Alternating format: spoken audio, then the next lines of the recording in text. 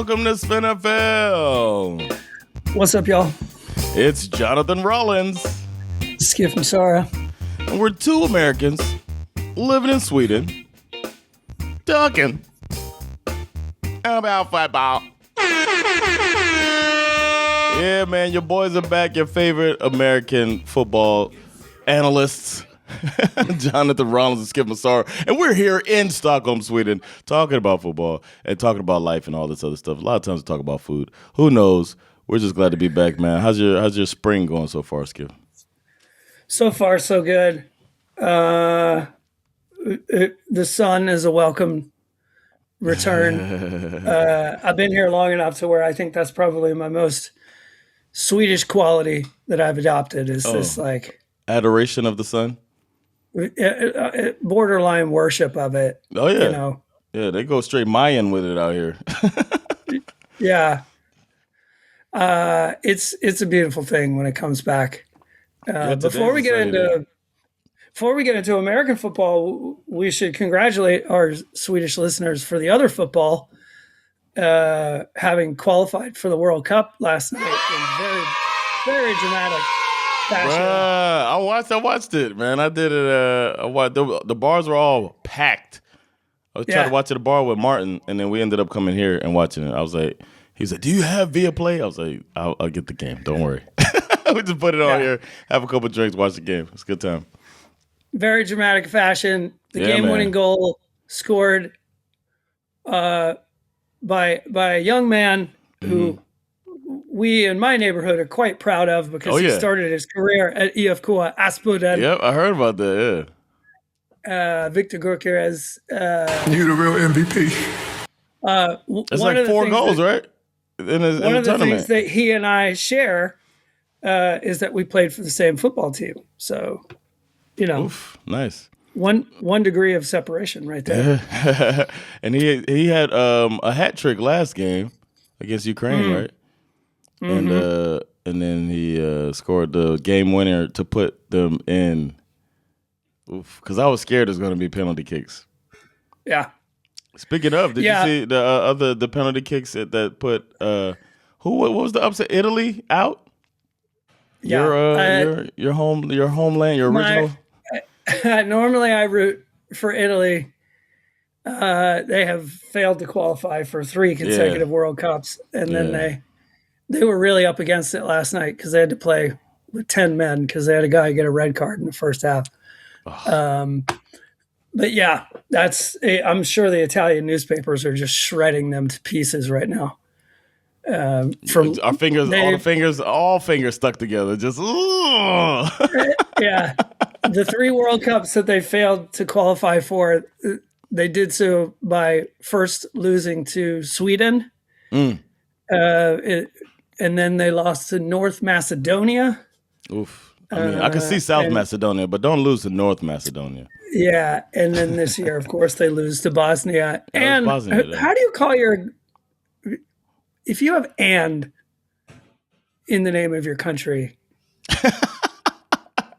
what are we doing here? Yeah, pick one. Bosnia and Herzegovina.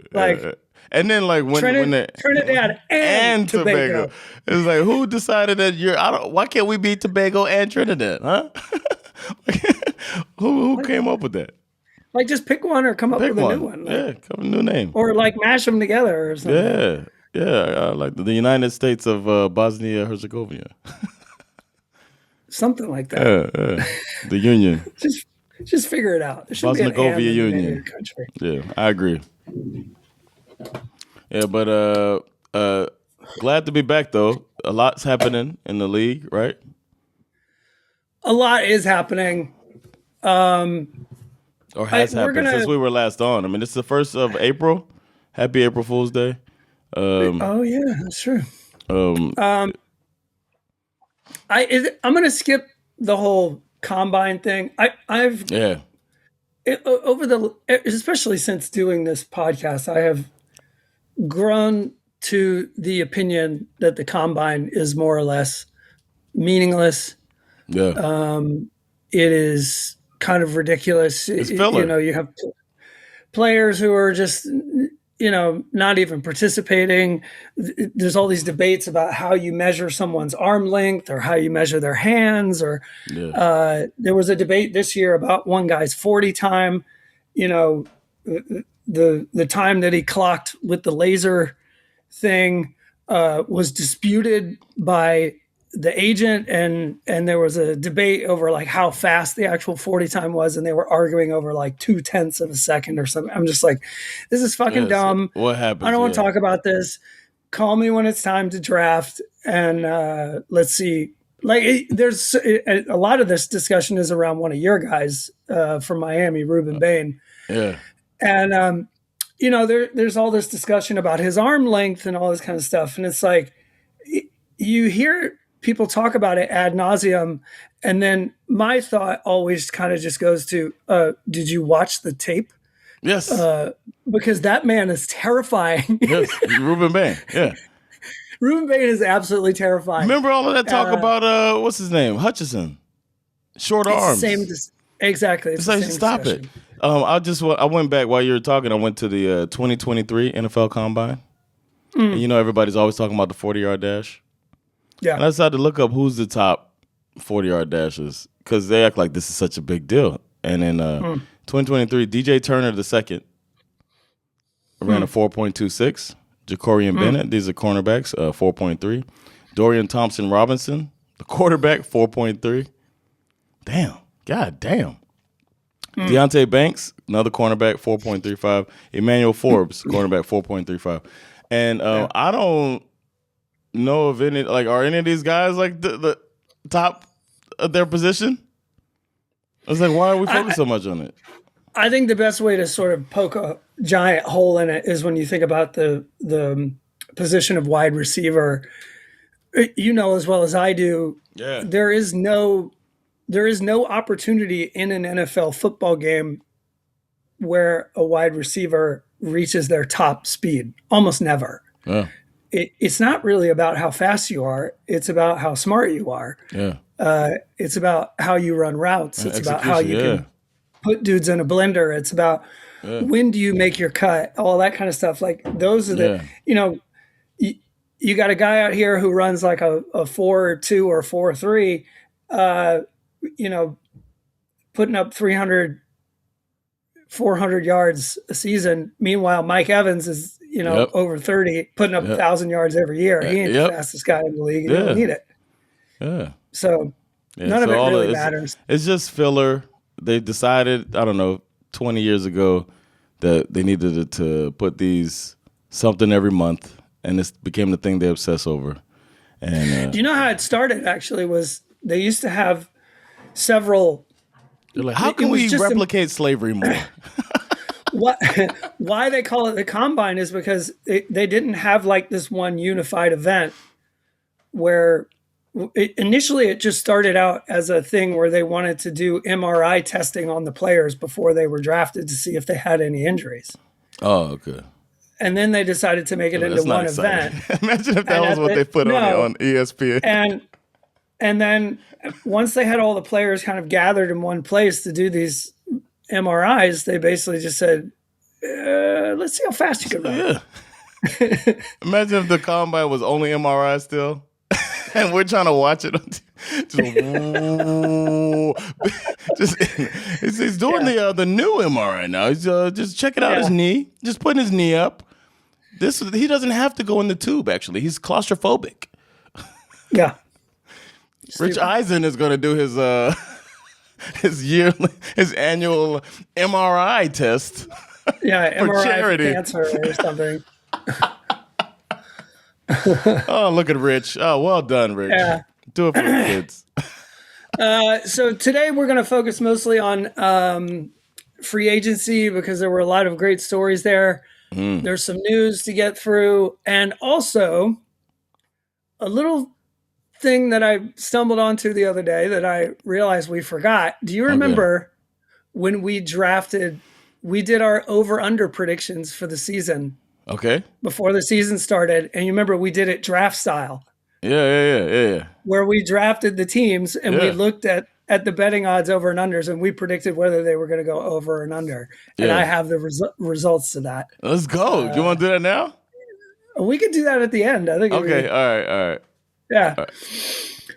All right. Sadly, we start with bad news off the top, which I want to get out of the way. Really sad thing that happened since we last spoke was wide receiver Rondale Moore took his own life at the age of 25, which was like super sad. Yeah. He technically was a Viking at the time. But he had experienced a lot of injury problems in the last few years of his season. He spent a year with the Falcons where he didn't even play, I don't think. But he, it just sort of highlights how difficult it is for these guys. You hear stories about this all the time when a player gets injured and the mental struggle that they go through in order to get back on top. And yeah, man, a lot of these people, they feel like it's their life, like the game, playing the game. A lot of people struggle with injuries, and then people struggle when the time is up from playing. Yep. Or retirement. Even. Yeah, absolutely. The guy who, speaking of that, who I forget his name now, but that was in the news recently. The Raiders player who disappeared the night before the Super Bowl. What was his name? The Super Bowl was in San Diego that year. I think it was in the 90s. And he went down to Tijuana the night before the Super Bowl and just didn't come back. Never came back. Well, they eventually found him. But he was away? He was incoherent and unable to play the game. He survived. Wow. But he had a lot of mental struggles. And after his retirement, he got into a string of legal troubles and even did some prison time. And I think he died recently, but he was only like 52. It's a tough game, y'all. It's we got to keep that in mind.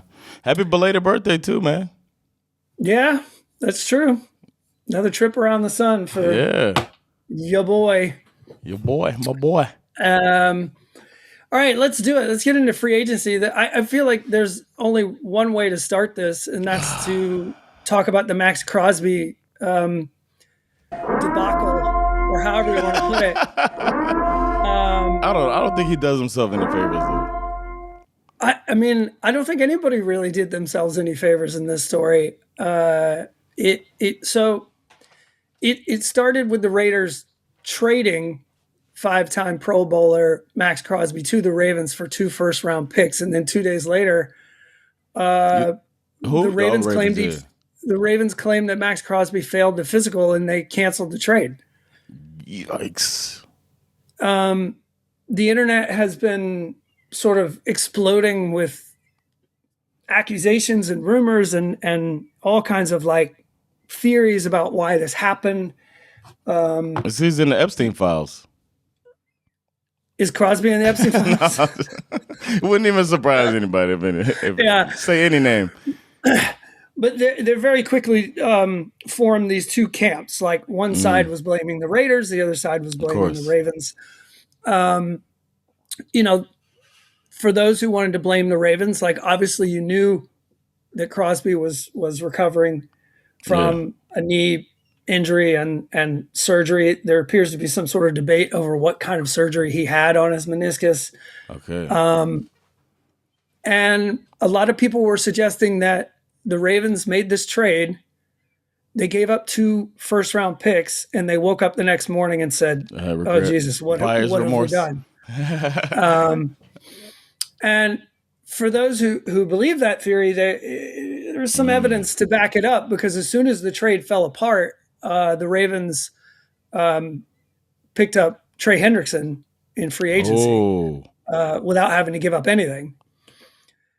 That's what it was. But imagine if they would have had both. Yeah, you got to pay Trey, and you got to pay Max. Yeah, but you got that new coach. Would be nice. Mm-hmm. Help him out, because he got some big shoes to fill. For those who are blaming the Raiders, there does appear to be some evidence that there were other teams that were interested in trading for Maxx Crosby, but decided in the end to pass. Wonder. I see Jerry Jones involved.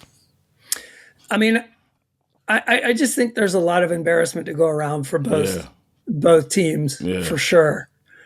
It certainly put the Raiders in a difficult position because they, in the days after between trading him and then realizing he was coming back, they made a ton of moves in free agency to sort of make up for what was this perceived loss. So now they kind of have to get rid of him. And, well, I don't know what they're going to do. We'll see. I think if they can figure it out, I think the smartest thing that they would do is just hang on to him and, try to trade him at the trade deadline to a team that's desperate, because right now I don't think anybody's going to give you 2 first-round picks for Maxx Crosby. But if you get him back on the field and prove that he's healthy and he's fine and he's the same old Maxx Crosby at the trade deadline, you have an extremely valuable asset that you could trade for 2 first-round picks for sure. Because you wait till after the draft when people get somebody who wanted to get an edge or something like that, and then they're a little more desperate then. But now you probably won't get anybody to make a move until draft. No. One of the more interesting stories that popped up, we had to wait for it a little bit. It took a few days. A lot of free agency stuff had happened, but then eventually Kyler Murray winds up joining the Minnesota Vikings. Oh, that's going to be good, man. We'll see. We'll see if O'Donnell got it in him, man. It's certainly bad news for J.J. McCarthy. Oh, yeah. Because not only did they sign Kyler Murray, they re-signed Carson Wentz. So, I mean... McCarthy, he could be worried, but 9? Not worried at all. 9's good. Yeah. 9 is not good. That's why he's the third string quarterback for the Minnesota Vikings. Good point, man. But this is going to be interesting. And oh shit, not good. I would argue, look, we've talked a lot about the limitations of Kyler Murray. Yeah. But he is a pretty good landing spot when you think about it. I mean, it's one of the best. I've seen some that woman I told you about that I'm a huge fan of now, Tanya Ray Fox, broke it down as like this could be what both need, Vikings and Kevin O'Connell. I mean, and Kyler Murray. Mm-hmm. Like he could, if he's gonna do it, that's the place where he could do it. So we'll see, man. He's got that cannon of an arm. It's between the ears, man. This is what I don't know. I'm not saying he's dumb. I'm just saying that if he's got it between the ears and he shows it here, then he's gonna be. You got some great receivers to throw. You got a good receiving core, offensive coach that's really competent, good, and they got a good defense. Good defense, yep. One of the top coordinators that'll never get a head coach job, especially now when the Rooney Rule is getting in. Yeah, we'll get into that. The Bears traded wide receiver DJ Moore to the Bills. Oh. Very much needed asset for the Bills, I would say. Man, Joe Brady. Okay, watch out. I mean, I think they should go even further. To me, this was the biggest problem they had last season was that, they didn't have a real wide receiver core.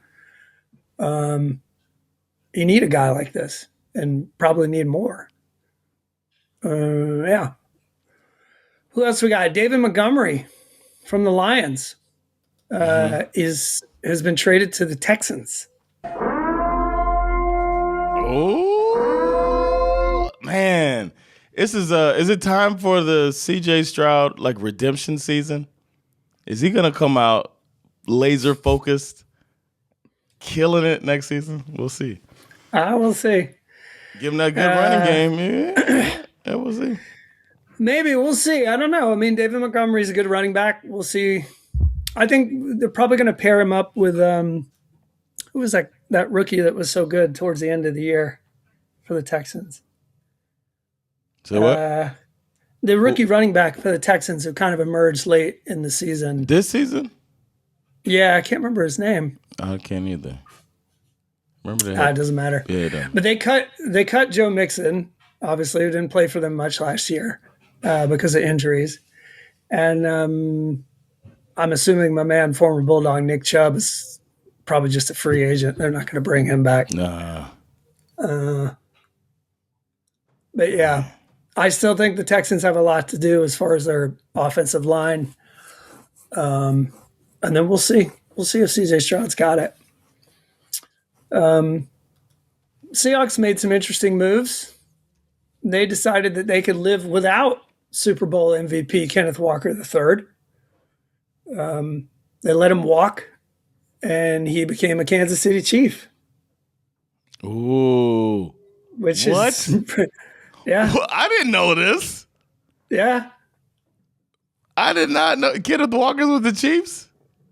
Yep. What? Bro, what are you talking about, man? Wow. Oh, man. That's who's got a redemption story coming up. You got a very underwhelming season. Didn't they bring Eric Bieniemy back now, too? Yeah, I think so. They made a lot of moves. So they brought in Kenneth Walker. They traded. Watch him get Tyreek Hill. The Chiefs traded star cornerback Trent McDuffie to the Rams for multiple picks. Andy Reid, he's eating some barbecue and cooking it up right now, man. And then after the dust from all of that settled, they traded a 6th-round pick to the Jets for Justin Fields. What? The Chiefs?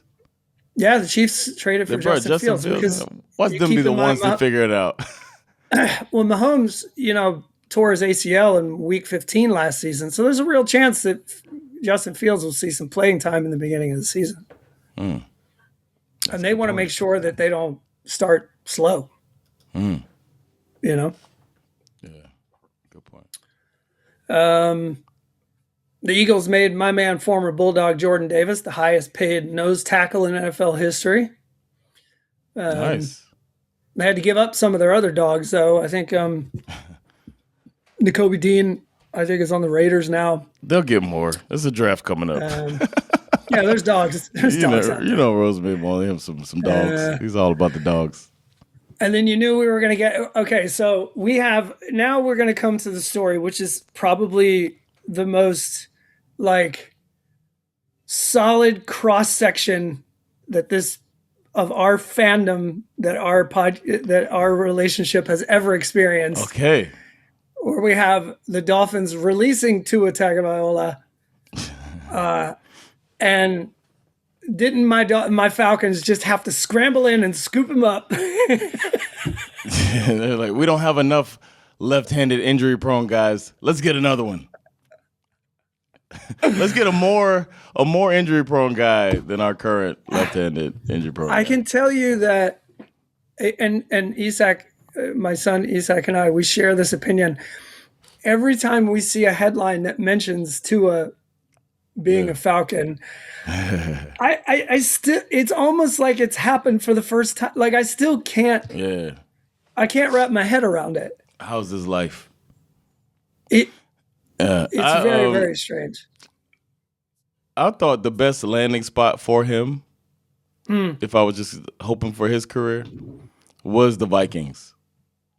But I'm pretty sure Brian Flores was like, nope. Don't bring him in. But I thought Kevin O'Connell and that wide receiver core and Tua's accuracy, if he stayed upright, then I think he would have been a better. I don't know. Well, but Kyler Murray's arm strength is insane. So, I mean, from a money perspective, this all makes sense for the Falcons. I've been hearing that too. You said this that is too, This is a very similar situation to what happened with Russell Wilson when he left the Broncos. You're basically getting him for league minimum. You're paying him $1 million. Penix is still recovering. Yeah.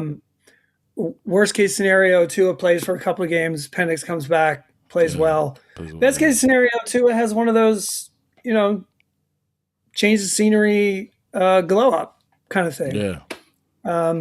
I know he likes playing in Mercedes-Benz Stadium because he certainly ripped my heart out there one night back in 2018, 17 or something like that. Yeah. Your Dolphins have been doing some weird shit, bro. I don't know, man. But wait, we got a new GM. Did y'all fire your GM too? Yeah. Yeah, so I think that's what happened. Like the GM comes in and is like, I can't work with this. Let me scramble and reshuffle. You take a $99 million dead cat hit over 2 years with Tua, and then you add more to it when they cut Bradley Chubb and some other players. It's going to be a horrible couple years. You trade away. This is funny to me. Obviously the Jets, fresh off of the embarrassment of having 0 interceptions in 2025, they trade with the Dolphins to get Mika Fitzpatrick. And then your Dolphins went and traded Jalen Waddle to the Broncos for a first and a third and a fourth. But at the end of the day, you're sitting on like over $100 million in dead cap. Yeah. And your number one wide receiver currently is Tutu Atwell. And then you went and paid real money. You paid real money for Malik Willis. Yeah. He's actually the one I think about the most in this scenario because that's the first thing they did. Yeah. They went and got him, and then let's go. And they gutted this team. Hold on, man. Where are y'all going? It's like they brought him to Miami and they said, "We bought you an apartment. There's no toilet. There is a roof. The fuck is that? Live with Malik Willis. And the property is surrounded by alligators. So, man.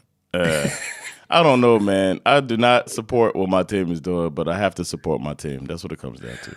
Most people are just assuming that this is like rebuild. So it's not just a rebuild, but there's a lot of speculation about next year's draft being completely stacked. Don't they say that every year? Don't they say that almost every year? That they do. When it comes to quarterbacks, they'll be like, this year's not too quarterback rich. Next year, then they consider it stacked. But then, when did they say that last? Was it the last like kind of stacked quarterback? That was 2020, right? The year when Justin Herbert, Tua, Joe Burrow, who else came out of that? Yeah. Jordan Love. Yeah. Like, all of those guys. That was the one that was like, I think I'm missing somebody too. Yeah. But when after that, the next year they were talking about that was with Zach Wilson and fucking Justin Fields and those. Man, they were trying real hard there. Yeah, they were trying with all of these. And then this year they didn't say it. They said this year was just Mendoza and like it's kind of and the guy for Miami's too had a back. No, he's not gonna be up there. Well, at the moment, the big conversation when it comes to quarterbacks is with Mendoza and Alabama's quarterback Ty Simpson. And more, is he coming out from Oregon? But the very predictable thing that happens every year, it's a couple of weeks of everybody just saying that Mendoza is the only first-round quarterback in this draft, and then all of a sudden, some ding dong from ESPN, who was it? Dan Orlovsky, I think, said, "You know what? I actually think that Ty Simpson is the best quarterback in this draft." And now all of a sudden everyone's debating that, and it's like, oh, come on, stop. They need to talk. You're just getting bored. You're trying to find something to talk about. Yeah, they need some original programming. If they get too bored and they want to talk about something, let's talk about what I think is like easily the funniest story from free agency. Okay. The man who was written off but decided not to write back is now They wrote me off. I ain't right back though. Is now going back to the team No. that wrote him off. Jets? The Raiders traded Geno Smith to the Jets for a swap of 2026 late round picks. Wow. Now, for those of you who don't remember this story, Geno was pretty good for the Jets. He played like a season and a half or something, and then and then he gets into a dispute with a teammate of a gambling because debt, he was a no-show at like a summer football the camp. charity, and when dude asked for his money back, Geno told him to fuck off, and this guy just knocked Geno the fuck out and broke his jaw. Yeah.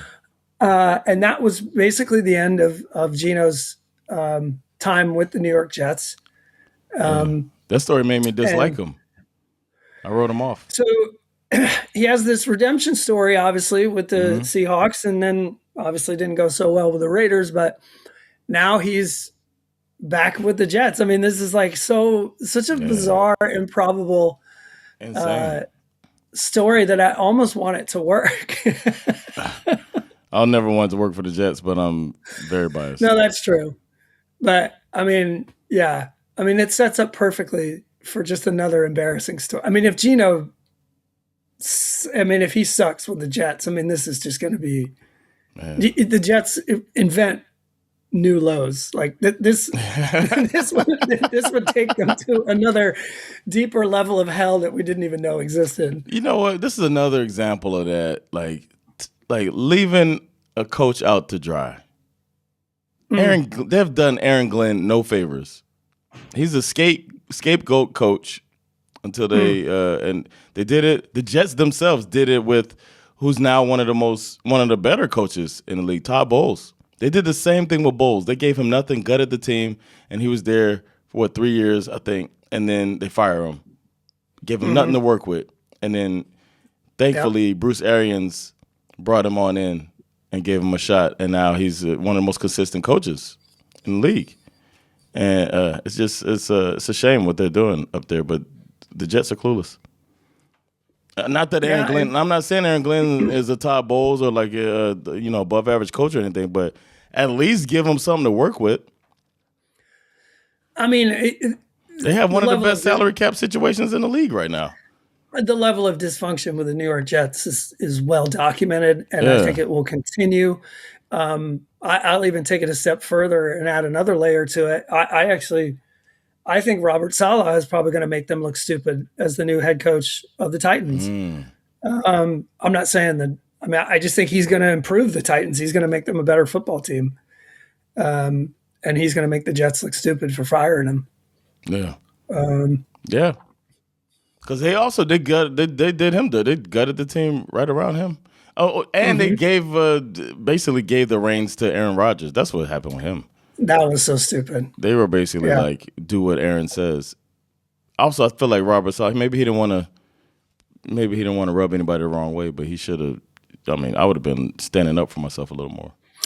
I think he was in a difficult situation as a first-time coach. First time, yeah, exactly. Like it's not like and Tomlin when Rodgers went there was just sorry, bro, you're not gonna not here. Yeah. No, that was never gonna happen. He said, I run this shit, nigga. So, although Tomlin did get fired. Never say never, but never. Yeah, he did. No, he resigned. That's true. He resigned. He's still under contract if he wants to come back. And they said, you try to leave if you want to, motherfucker. We do not care. Yeah. So we'll see. He's probably going to get I think he's going to. Man, that's what the Jets are doing. A lot of these teams are probably playing the Mike Tomlin waiting game. Keep the other salaries a little until he gets the itch and tries to come back. I wouldn't be surprised if Miami's doing that. Maybe. I think the Bucs are certainly doing that. You think the Bucs want to get rid of Todd Bowles? Oh yeah, I think he's on one of the hottest seats for next season. Yep. Okay.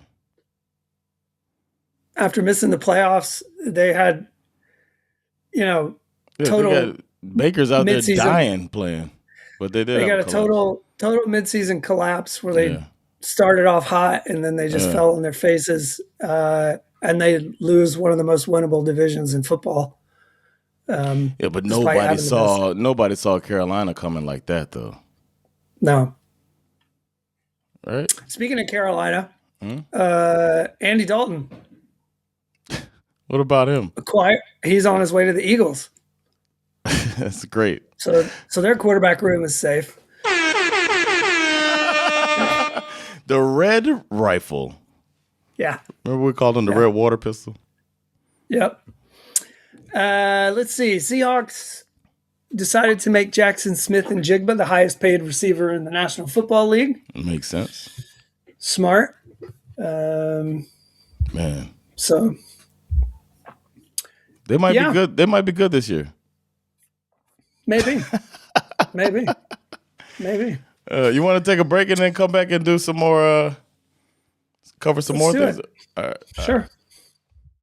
SveNFL is proudly sponsored by Brisket and Friends. Brisket and Friends is the best barbecue in Sweden. Brisket and Friends.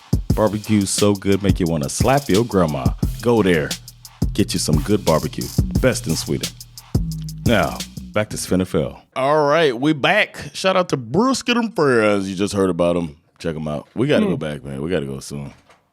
Absolutely. We got to have us a brisket date. You saw that pork belly I cooked for my birthday dinner. Man. That's uncalled for. That's uncalled for you to. I was sending you updates along the way. It's not necessary. I'm sitting there like, that's what I say when I look at my phone. Yeah, damn. So, look, those were the most interesting free agent stories as far as who's still available.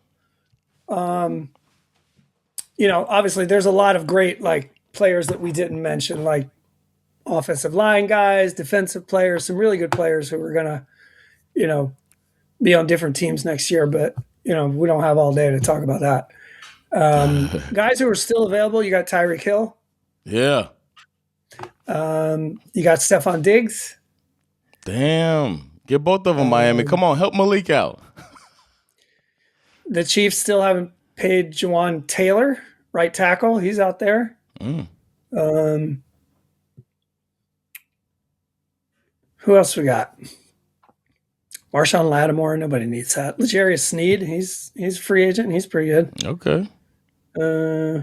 Yeah. Kirk Cousins. Anybody interested? He's available. I want Kirk Cousins. You can have him.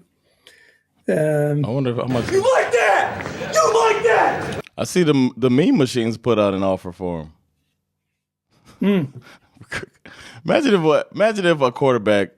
Wouldn't that be crazy if somebody say Aaron Rodgers, right, meets a Swedish woman and is moving out here and be like, you know what, I'll hop on I'm living in Stockholm. Let me hop on the meme machines real quick. Or like Michael Vick. Yeah. Somebody who could take over the game himself. Oh, Jesus. It'd be insane. Taysom Hill's available. If you need somebody like that. Taysom Hill come out here and be a superstar. That'd be crazy. Yeah, there's some fairly decent players still available. Yeah, Taysom, I've never been a fan of that shit. I think he only works with in Sean one Payton. place. Yeah. As a gadget. Okay, as far as news is concerned, this is a very interesting developing story. The NFL is currently in a dispute with the referees union, and they are reportedly looking for potential replacement officials. Oh, remember when they did that last time? Everyone's talking about it. All it took was two games, and everybody, okay, goddamn. The Fail Mary, which was this legendary Monday Night Football game between the Seahawks and the Packers, where one referee signaled touchdown and the other referees signaled interception, and they could not figure it out. Eventually, I'm pretty sure they ruled it an interception, which turned out to be the wrong call. You know what? There was also another case that came up in the debate of this. There was a game where there was a 15-yard penalty, and they wound up moving the ball to the wrong 45-yard line. So they Give them 10 yards. So they actually moved the ball like 25 yards and then set up the Jaguars for a game-winning field goal.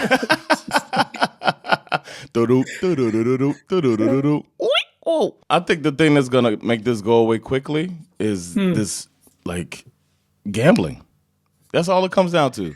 The NFL is gonna want to solve this because gambling has leaked all the way into the culture, and people are not gonna be happy if these fake ass refs are fucking up their bets. So this is the perfect time for the union to do something, and it might end up where these people are fully employed just to keep this gambling thing going. Because otherwise they have to remove. You're gonna have to remove games, right? Or, that could get messy. I think there's a lot of ways to sort of talk about this story, but that's really that's like finger on the pulse. That's the only one that really matters. The NFL is acting like replacing these referees is not going to be a big deal.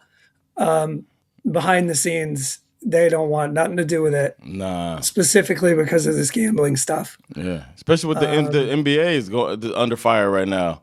With the players getting caught shaving points and shit like that. So the sticking points in this negotiation, apparently the NFL wants to increase accountability measures for poor performing officials. Well, I'm with that.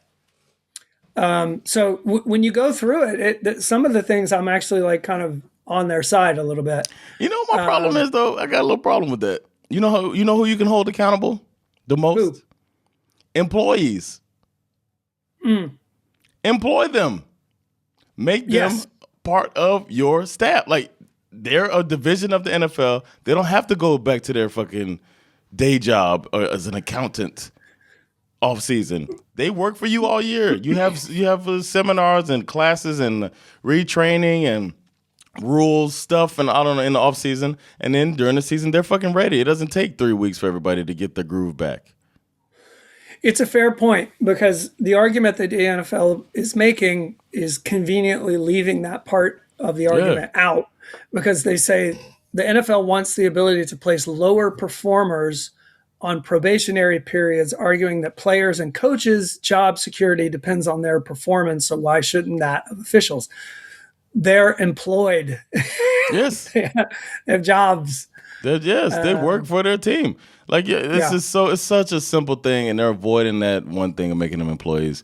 And it makes it so much easier if they're fully employed, salaried for a year, and that's their fucking job. And then you can have your employment evaluations and all of that shit and work from there. They also kind of sort of tarnish their own argument with this one statement where they say, quote, "We really want to follow the model. You pay for performance. You have to perform every day. Players do it, coaches do it, and owners do it." Which I'm like, do the owners really do it? Do they really perform every day? Have you heard of Dan Schneider? This is another interesting one. The second is a disagreement on playoff assignments. The union, I don't agree with this at all. The union wants playoff assignments to hinge on officials' seniority. No. Giving preferential treatment to veterans. Nah. The league wants performance rather than seniority to dictate playoff assignments. That's some union shit to say, too. To just be like, go by just a performance. Nah. The final sticking point is obviously overcompensation. The NFL has offered an average raise of 6.45% per year. But obviously the officials want more than that. They're arguing that the NFL officials should be paid more. Similarly to the way NBA and Major League Baseball and NHL get paid. But the NFL argues that those leagues play over 80-something games. We only play 17, so why would we pay you that much? I don't know. I think you could say we'll pay you that much and you'll work more. you might not. It might not be 82 games, but you'll work more, as in like refresher courses and shit like that, seminars and shit like I was saying. I mean, honestly, they need to be working year round. Like the solution is to hire them and they work year round. Yeah. Period. They don't want to do that because then you got insurance and stuff like that. You got to pay for insurance. They're being cheap as fuck. Yeah. It's ridiculous, man. It's the thing that's starting to disgust me the most about everything in the U.S. It's this first obsession with money and then obsession with keeping it and getting more. Like these billionaires are just like, ugh, it's disgusting. Greedy motherfuckers. And the fact the money is just, it's the everything can be justified by, I just wanted more money. It's like, okay, I get it. It's like, that. No, everything shouldn't be, I just wanted more money. Like there's government shutdown that's happening right now. Not to get all political, but did you see how it got resolved? Well, partially. Yeah. TSA was like, there's these long lines. I was worried about it because when I was in LA, but I missed it. I got back just before it got to its worst. But TSA not getting paid because they're fighting over ICE funding. They can't figure it out. And then Delta says, you know what? As long as TSA is not getting paid, no more perks for Congress. And then they figured it out. Oh, shit. And TMZ said, if you see a congressperson going on vacation, send us a picture of it and we'll expose them. And then they freaked out and they figured it out. That's what did it? Losing your perks instead of like trying to help your people? It's such bullshit. At least they didn't fund ICE, though. But yeah, sorry, man. It's so disgusting to me. Yeah, I mean, these owners are a piece of work. Another example of that is the story of the NFL report cards that have been coming out over the last couple of years. Yeah. The owners got pretty upset about these and basically filed a grievance that prevented the Players Association from. Well, so the Players Association is still allowed to produce these report cards, but they are not allowed to publicize them. What? Yeah. So the teams get it and don't. They just get the report and then nobody knows. They're allowed so it's like, to. I don't want my fans here to know that we're not taking care of our facilities. They're allowed to survey the players. They're allowed to produce these report cards. They're allowed to distribute them internally so that the players can see them, but they're not allowed to. They're not allowed to like send those results to the press. Yeah. But as usual, the owners just wind up embarrassing themselves even more because it took less than a week for these report cards to get leaked to the press.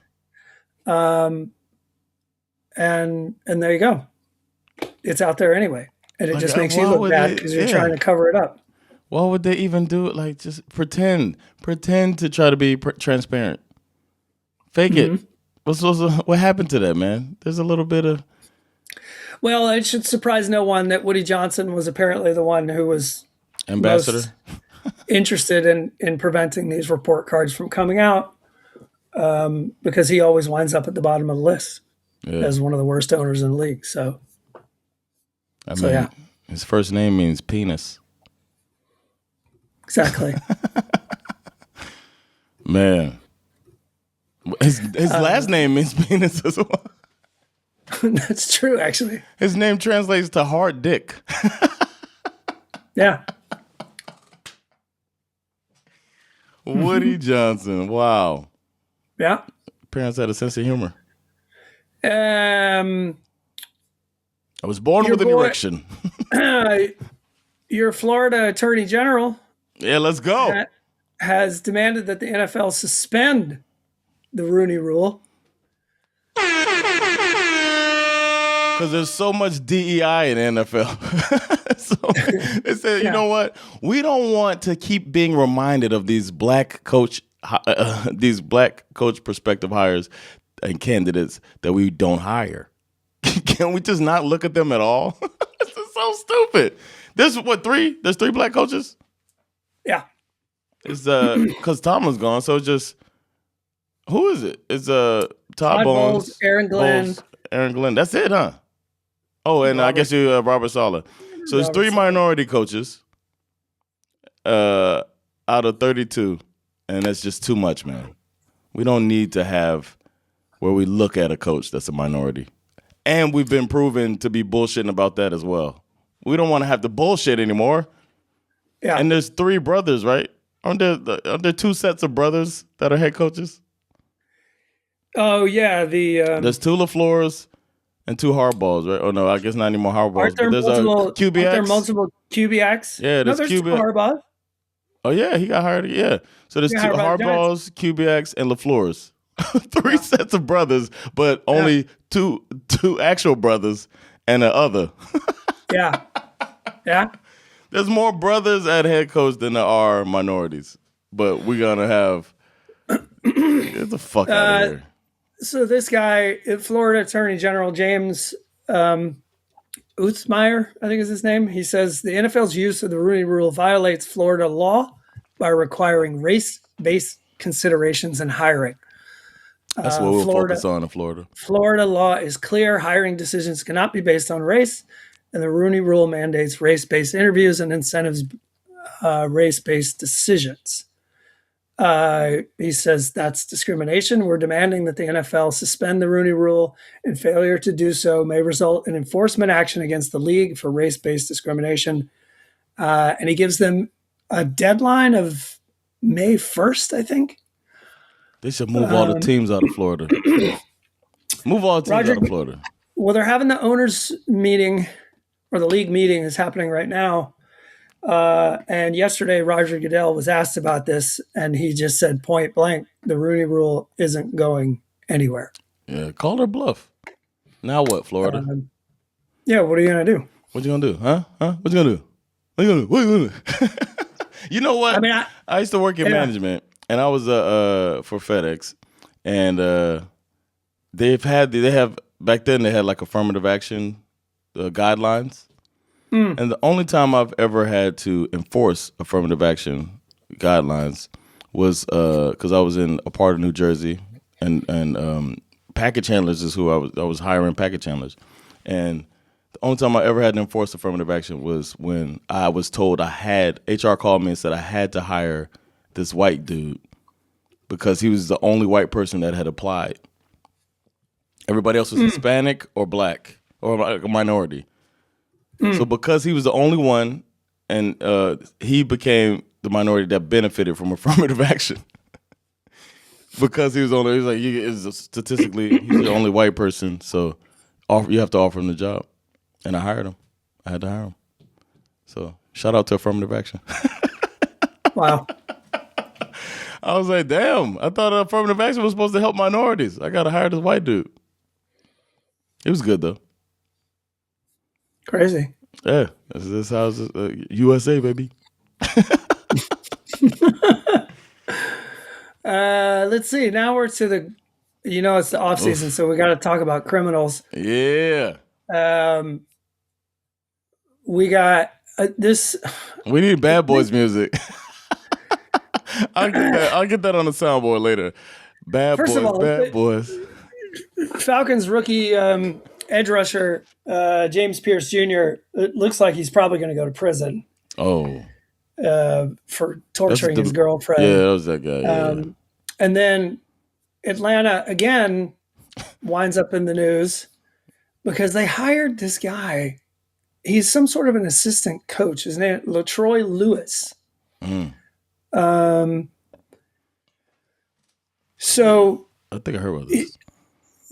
This guy, something's in the water in Michigan. Like Michigan's been crazy these we got him out of Michigan, right? I mean, they got that whole Harbaugh thing that happened with the sign stealing, and then they got the guy who took over him wound up getting arrested. He's in prison.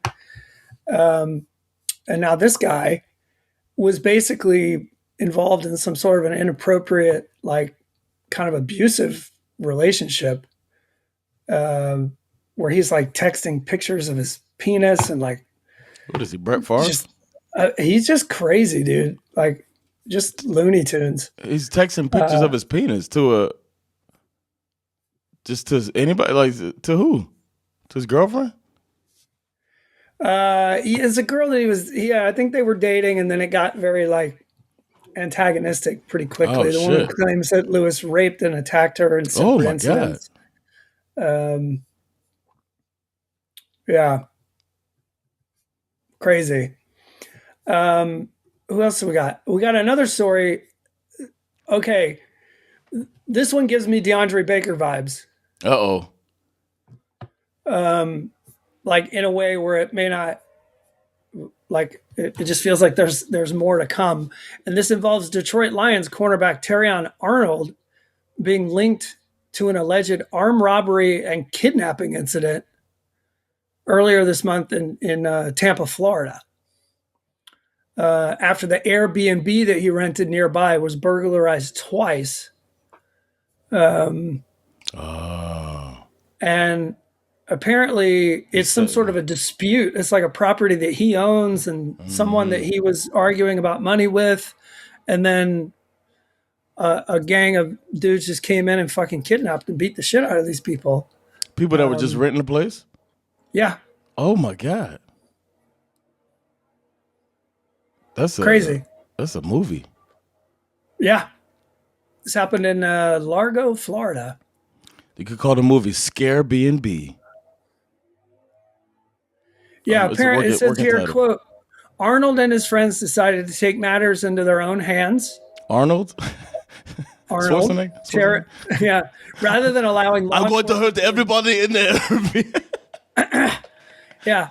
Rather than allowing law enforcement to investigate and retrieve stolen property from this Airbnb, the co-defendants sought vigilante justice by kidnapping the victims for over an hour, interrogating them, beating them, and threatening them with a gun barrel in the mouth. Oh.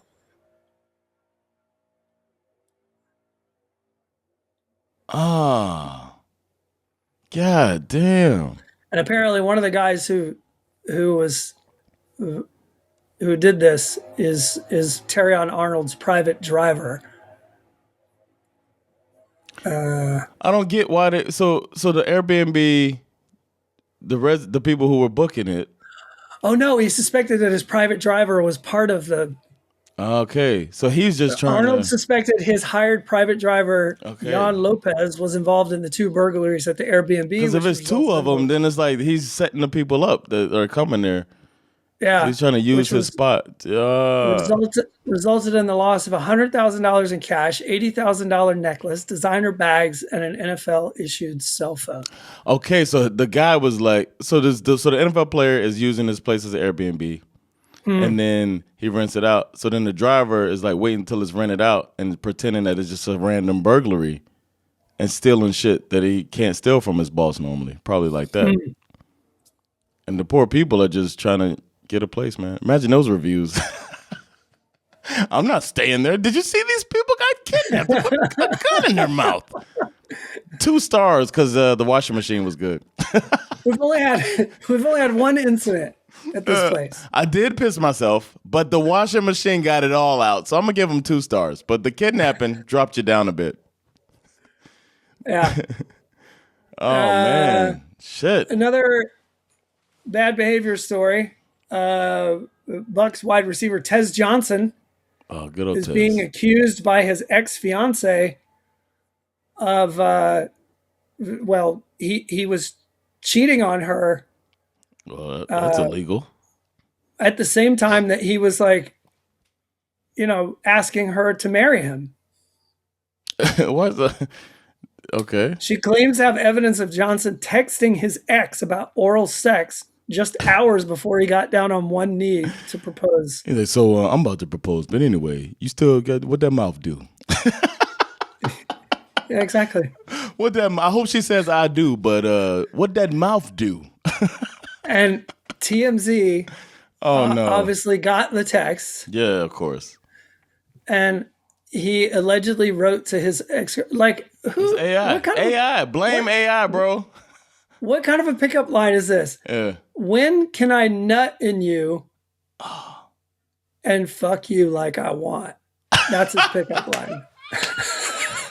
Hold on, let me write that down. When can I? That's a winner.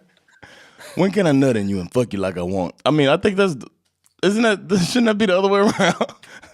And then he texts her, need your throat. Whoa. And the girlfriend is mad. Ooh, I bet. He needs her throat? Damn. Yeah. And then finally in criminal news, Puka Nacua is having a year. So my guy. Shout out to Pacific Islanders. Puka Nacua, ever since he started getting famous and getting paid, he's been starting to get into a little bit of trouble here and there. Oh, no. He's got a younger brother who's also a bit of a knucklehead. But the most recent story, Puka Nacua allegedly bit a woman. What'd she do, though? I'm just playing. She has photo evidence. Oh, no. She has photo evidence of a bite, not him biting, or? Pretty significant bite marks, which I assume you could line them up and see if it's actually him. He's going to do like OJ, twist his mouth. If it doesn't fit. It's one of those things where he's starting to show some red flags, Puka. Yeah. Oh, definitely starting. We gotta keep an eye on Puka. He's taking them headshots, man. He's got to stop leading with his helmet. Totally. Because the Rams will cut a motherfucker. Yeah. Yeah. You know what I mean? Yeah. The Rams feel pretty confident in their ability to draft. Yeah. They're like, bitch, we picked you up in the 5th round. Like, we'll find another one. Yeah. Yeah. So he'll be a Cowboy soon. Yeah, exactly. Yeah. It'll be like Michael Irvin when he stabbed that guy in the neck. Yeah. The good old days before social media. Yeah. Just stab a motherfucker in the neck because he wants a haircut. It's like, okay. Over under predictions. Yes. I can't believe we forgot about this because this was a pretty fun exercise. Yes, we got to do it this year too. Or this next season. 100%. So let's go through it. We were pretty, well, yeah. We'll see how good we were. Let's see. I think you started. You drafted the Saints. Mm-hmm. And you thought they were going to go under 5.5 games. Mm-hmm. But they won 6 games. Oh, damn it. So you were just off there. But I, like an idiot, or actually, no, I got this right. I thought the Falcons, I remember saying, I thought the Falcons would go over 7.5, but I was mad at the time. I'm pretty sure if you went back and checked the tape, I said we were going to go way over. Yeah. We did go over, but we only won 8 games. Okay. Hey, a win's a win. So, win is a win. Exactly. Then you took the Raiders, winning 5.5 games. They only won 3.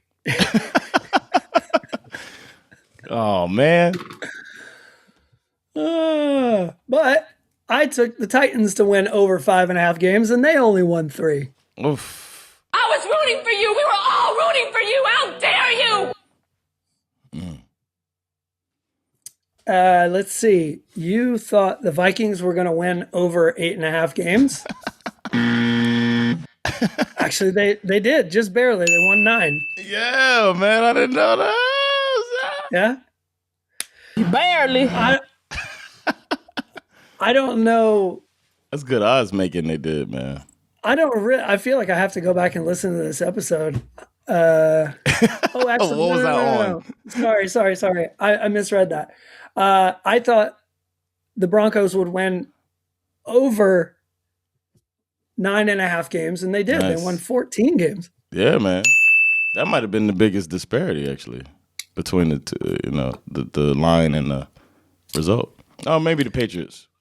Here comes your big win. Seahawks were charted at over 8.5, and they won 14 games. Oh, okay. Look at that.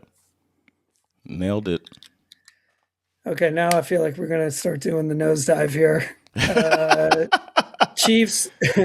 I had the Chiefs winning over 11.5. That didn't happen. They won 6. 6, okay. Oh, you got this one right. Colts over 6.5. They won 8. I believe them. Daniel Jones. Oof. This was not good. Nope, it wasn't. Jets over 5.5. They only won 3. How many interceptions? I picked under on interceptions. So far, it's been mostly overs. Now we're getting to the Browns. Browns. You said the Browns were going to win under 4.5, but they won 5. Oh, man. God damn it. They beat the Dolphins, too. Yeah. I had the Jags going over 6.5. They won 13. Yeah, it's your squad. Let's see. 49ers, you had them going over 10.5. They won 12. Yeah. How about that? Didn't go far last year. I did not believe in the Bears. Oof. Fucked up there. Hope you learned your lesson. Well, we'll see. They won 11 games. I thought they were going to go under 8.5. Let's see. Giants. Oof. I thought they were going to be like worse than the league, right? You thought the Giants were going to go over 5.5. Oh, over. Did I say games. Over? Mm-hmm. What'd they get? They only won 3? 4. 4 games. Damn. Why did I think that? Oh, I believed in Brian Daboll. Mm-hmm. I had the Cowboys going over 8.5. They only won 7. Damn. You were feeling optimistic about your Dolphins. First time for everything. You almost got it. You had them going over 8.5. They only won 7. It's 2 games off. Let's see. Bucks. I had them going under 9.5. I got just under. They only won 8 games. Damn. Just like everybody else in that division. A 3-way tie at 8 and 9. Crazy. Let's see. You had the Eagles over 11.5. They won 11. Damn. Mm-hmm. Predicted the Texans would fall off. Apparently I was wrong about that. At first it looked like you were right. They started the season so bad. Yeah, I said under 9.5. They wound up winning 12. Bills over 11.5. Of course. Did they do that? Yeah. Yeah, they got 12. I said the Chargers would go over 10.5.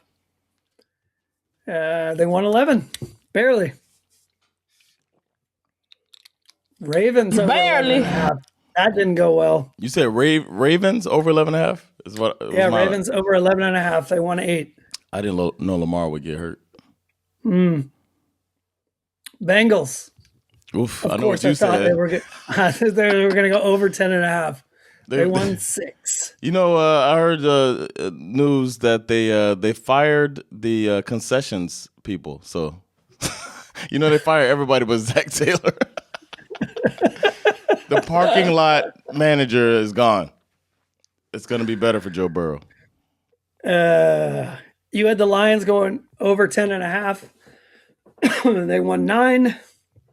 Damn. My most confident prediction of the year was that the Commanders Well, under, yeah. were not going to be good. They were going to go under 10.5. They only won 5 games. Damn. Good call. Let's see. You had the Cardinals going under 8.5. They only won 3 games. Also a good call. Yeah. I said the Panthers would go over 6.5. They did. Yes. Here's where your bias comes in. You said the Patriots would go under 7.5. That was close. They won 14 games. I said the Steelers would go under 8.5. And they won the division with 10 games. Yeah. Rams. Finally. Whoa, look at you predicting the Rams sucking. Under 10.5. Well, they only won 11. Oh, I was right at it. Yeah. So as far as, and then we must have bet this too. Yeah, probably a stupid parlay.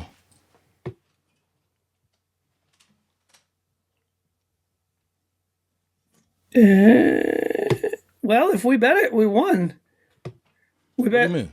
Oh no, we didn't. Why? Bet what? Well, we bet the Jags over, which was right. We bet the Broncos over, which was right. We bet the Bills over. That was 12 right and too. a half. Oh, 12 and a half. I thought you said 11 and a half and they won 12.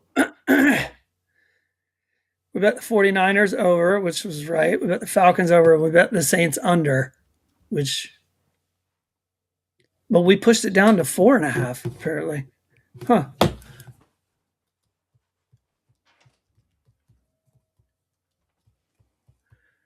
So that exercise, you got 6 right. I got 8 right. Damn. Still not very good. Nah. But it's fun. It was fun to draft. It was fun to predict. Yeah. A lot of hot takes came out in that episode, if I remember correctly. Yeah. We should, the over-unders are out again. We should do it again. Yeah, we'll do it before the season starts. Next time we get back. That's all I got. Nice, man. That was fun. We got the draft coming. What is it? April? Mid-April? Yeah, like third week of April, something like that. Mm-hmm. I think the week of the 24th, like 23rd, something like that. Mm-hmm. Yeah, so maybe we'll be back. Update y'all. It was fun. It's fun to get back in here, man. Get back in here. Let the people know what's up. Glad y'all could hear us, and we'll update you when we can. Shit. I don't know what else to say, man. Uh-oh. Heard the horn. It means either you heard something fantastic or something spectacular is on the way. The former is true with SveNFL. We back, and we will be back with more updates throughout the offseason, so stay tuned and go get some barbecue, man. I've been Jonathan Rollins. Skip Mizara. With SveNFL. Peace. Later, y'all.